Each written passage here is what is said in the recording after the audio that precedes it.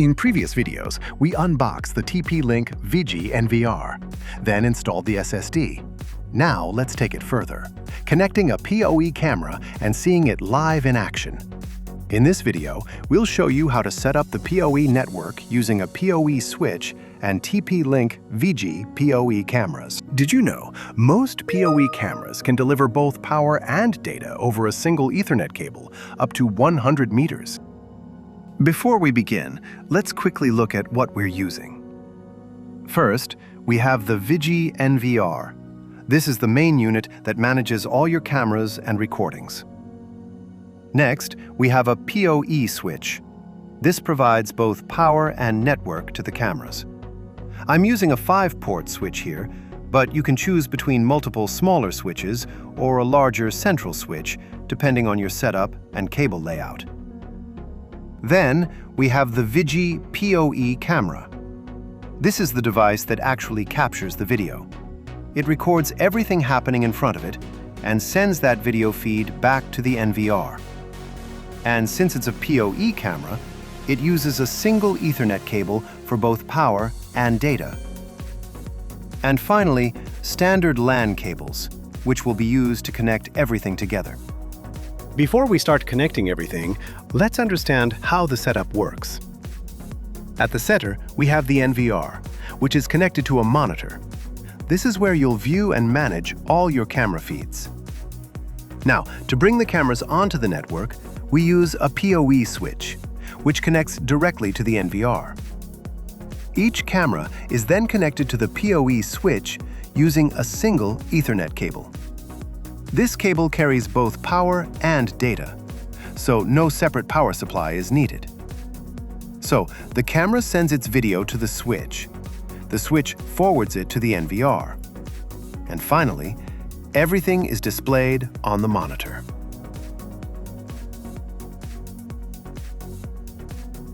Before we begin, make sure the NVR and the PoE switch are powered on using their respective power adapters. Now, let's start making the connections. First, connect the camera to the PoE switch. Insert one end of the Ethernet cable into the camera, and the other end into a PoE port on the switch. As soon as it's connected, the camera powers on automatically. As soon as the cable is connected, you'll notice the LAN port LEDs on the PoE switch start glowing, indicating power and network activity. Next, connect the PoE switch to the NVR. Use another Ethernet cable from the switch to the LAN port on the NVR.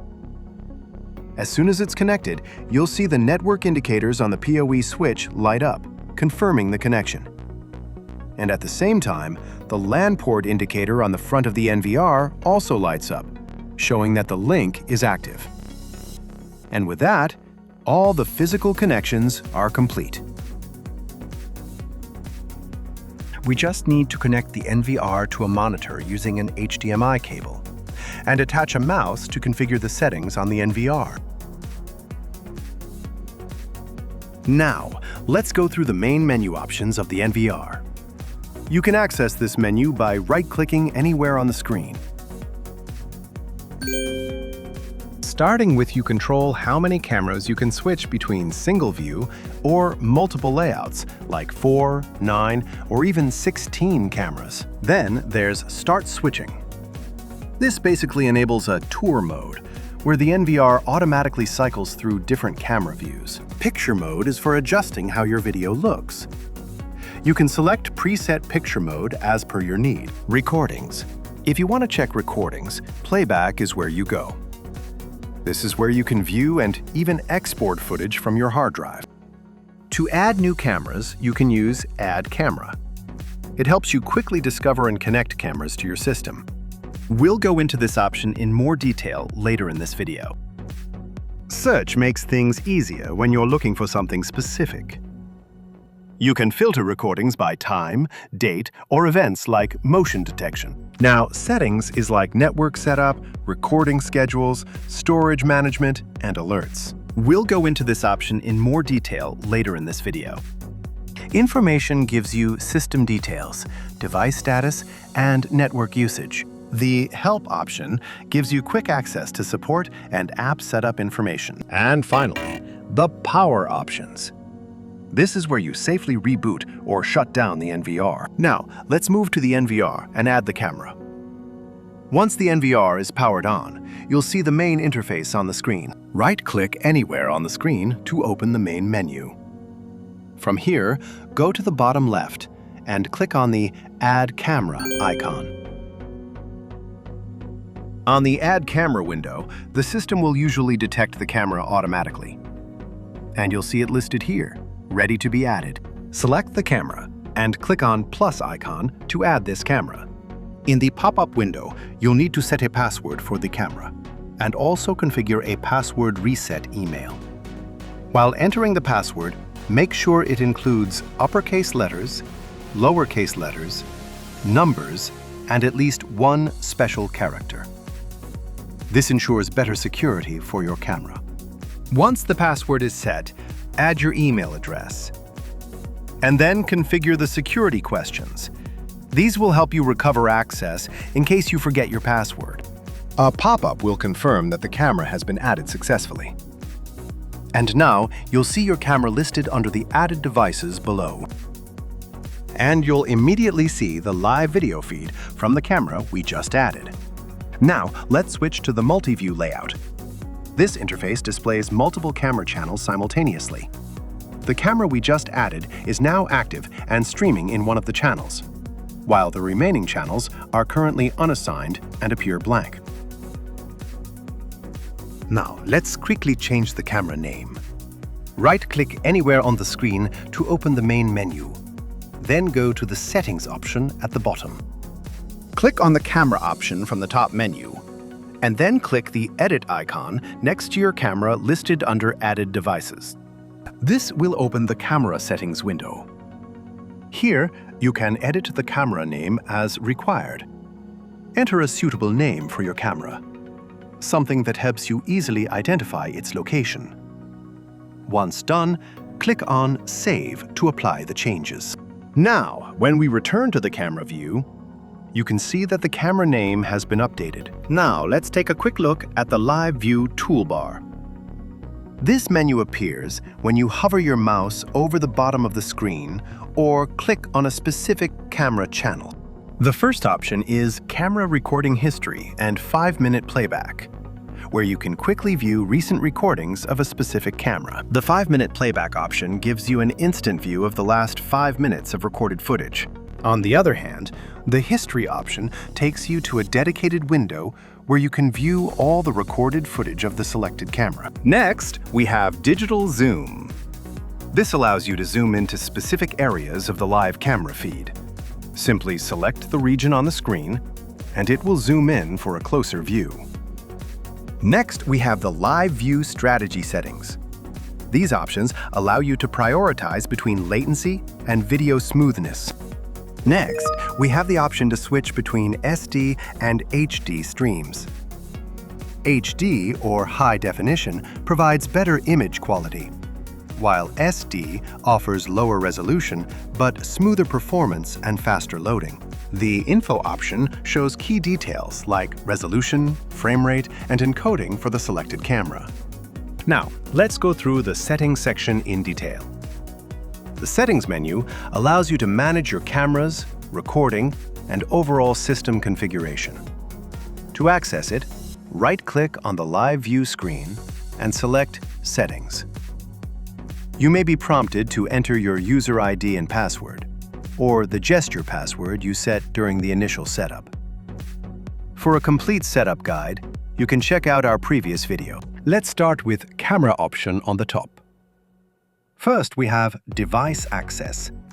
This is where you add and manage your cameras on the NVR. Under Add Device, you can manually enter the IP address or domain of a camera, especially for devices outside your local network. And then we have Plug and Play, where VIGI cameras are automatically detected and connected as soon as they are plugged into the network. From Device Management, you can perform firmware upgrades to keep your NVR updated with the latest features and fixes. You can also manage passwords. which is essential for maintaining system security. There's also an option to schedule automatic reboots, which helps keep the system running smoothly over time. And if needed, you can restore the system to default settings. Be careful, this will reset all configurations. Next, let's move to the display settings. This section allows you to control how your camera feed appears on the screen. Starting with image settings, here you can adjust parameters like brightness, contrast, and saturation to improve visibility based on your environment. You also get IR settings, which help control night vision performance, especially in low-light conditions. Next, we have OSD, or on-screen display settings. OSD lets you configure what information is shown on the video feed, like the camera name, date, and time.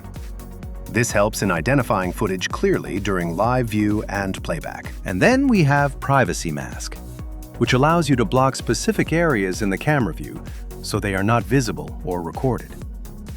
This is helpful for protecting sensitive areas, like entrances, windows, or private spaces. Next, we have Stream Settings. This is where you control how video and audio are processed and transmitted from the camera. Starting with video, You can choose the stream type. Mainstream is used for recording and high-quality viewing, while Substream is optimized for remote access with lower bandwidth. Next is encoding. You can select H.264, H.265, or their Plus versions, where H.265 and H.265 Plus offer better compression and save storage space. Resolution and frame rate. Control the clarity and smoothness of your video. Higher settings improve quality, but also increase storage usage. Bitrate type. CBR maintains a constant stream, while VBR adjusts dynamically to save space when there's less motion. Audio settings. If your camera supports audio, you can enable or disable audio recording for the stream. Next is ROI. This allows you to assign higher quality to specific areas, like a doorway or entry point, while reducing quality in less important areas to save bandwidth. You can also adjust ROI levels. Higher levels provide better clarity for that selected zone. And under Advanced, you'll find options like SRTP, which enables encrypted RTSP streams and restricts playback on unauthorized third-party clients or NVRs. Next, we have Pan and Tilt settings. These options are used for PTZ cameras that support movement like pan, tilt, and zoom. Since we're using a fixed VIGI camera here, these settings are not applicable in this setup. Next, we have Cloud Services for remote access. Go to TP-Link ID and bind your account to the NVR. Once linked, you can access your system remotely using the VIGI app or Security Manager. If you don't have an account, you can sign up directly from here. Next, we have Storage settings. Here you can manage your hard drive, including initializing, formatting, and checking its status. You can also set recording schedules, like continuous, motion-based, or time-based recording for each camera. And with disk quota, you can allocate specific storage space to individual cameras. Next, we have Event settings. This is where you configure motion detection, including detection area, sensitivity, and alert actions. You also get smart detection features, like human detection, intrusion alerts, and tampering detection. And under exception settings, you can manage alerts for issues like video loss, hard drive errors, or network failures. Next, we have network settings. Here you can configure IP address, subnet, gateway, and DNS under TCP/IP. You can also bind your NVR to a TP-Link ID for remote access via the VIGI app. And advanced options like port mapping and SMMP are available for network configuration.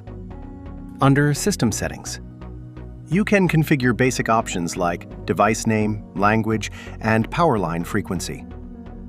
You can also adjust menu timeout, switching interval, and auto full screen display time.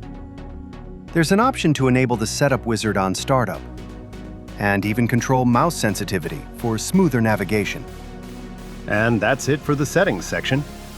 Now you have a complete overview of how to configure and manage your VIGI NVR. And with that, your TP-Link VIGI camera is successfully connected and up and running on the NVR. We've covered everything, from setup and connections to adding the camera and exploring key settings. If you found this video helpful, don't forget to like, share, and subscribe to Gadgets Pod so you don't miss our upcoming videos in this VIGI series. In the next video, we'll dive into recording setup and remote viewing so you can monitor your cameras from anywhere. Thanks for watching, and I'll see you in the next one.